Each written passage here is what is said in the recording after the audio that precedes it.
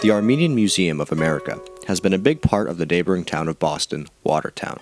With WatertownNewsMA.com reporting about 20% of the population here being Armenian, and WBUR in 2015 stating that Watertown alongside Cambridge are the third largest gatherings of Armenians across America, this museum holds much history of Armenia from its ancient roots, culture, and struggles. Watertown was one of the places that Armenians came after the genocide of 1915, and one of the things that attracted Armenians and other similar immigrant groups at that time were the factories. Watertown was known for the Hood Rubber Factory, actually. So that was a place that employed a lot of Armenians and other ethnic groups at the time. That was really the main draw, and they also found that Armenians would go from a certain region and they would bring people that they knew, like cousins or friends or, people from their village. So a lot of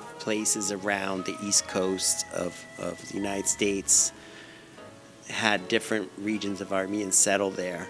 That does a lot of art with bread. It kind of, ties to the Armenian genocide. Yeah, well, the bread is literally tied into it. Yeah. Armenia has an interesting history from having really rich and deep roots in the Middle East, as well as being the first ever nation to adopt Christianity as its official religion, as well as the horrors of the genocide. But throughout all of Armenian history and all through the ups and downs, what characteristics of the Armenian culture has stayed consistent throughout that whole time? Yeah, Armenia has been unique because it's one of the ancient civilizations that still exists today. And in our galleries, you can see artifacts that date back more than 3,000 years. But the things I think that kept Armenians together as a nation were the language, the culture, and the religion. So as you said, they adopted Christianity in 301. So you said this is the first Armenian printed Bible? Yeah, first Armenian printed Bible, printed in Amsterdam in 1666. The Armenian language was created in the alphabet, and Indo-European language was created in 405. So these are things that created a shared culture among a lot of Armenians that's still practiced today. What is the oldest artifact here that you know of that you have in the museum? Yeah, one of the oldest artifacts, it's at the beginning of our gallery, which is called Art, Culture, Eternity, is the pot. And it's a beautiful pot in amazing condition. What is your favorite collection here, or favorite thing that you have here? One interesting aspect of our gallery is the Yusuf Karsh Gallery. So Yusuf Karsh was a Canadian Armenian photographer, and he became known as the premier portrait photographer, and he shot, a who's who of people in the 21st century. This one actually has a Watertown connection. This is a portrait of Stephen Mugar, who was an Armenian. He started Star Market supermarket chain. So this was on loan by his daughter Carolyn Mugar. Then you got Albert Einstein, the world famous Armenian, Yeah. Mother Teresa, Winston Churchill all the way over there. He photographed that? He did, yeah. That's really cool. Yeah, that's like the picture when they think of Churchill, that's the one they think of. Yeah. And the famous story of how he got this shot was that Churchill didn't know that he was being photographed, that this session was being set up, and then Karsh set it up, and at the last minute, he grabbed Churchill's cigar out of his hand.